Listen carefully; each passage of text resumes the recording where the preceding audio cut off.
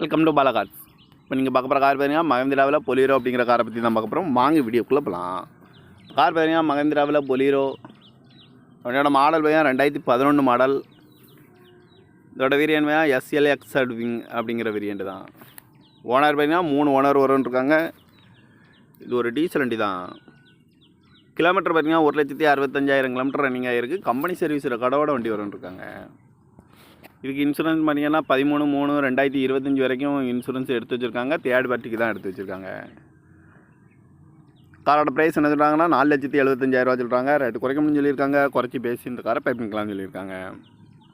AC வந்துடும், power steering, power window, seat கவர்லாம் பார்த்தீங்கன்னா நியூ கவர் தான் போட்டிருக்கு.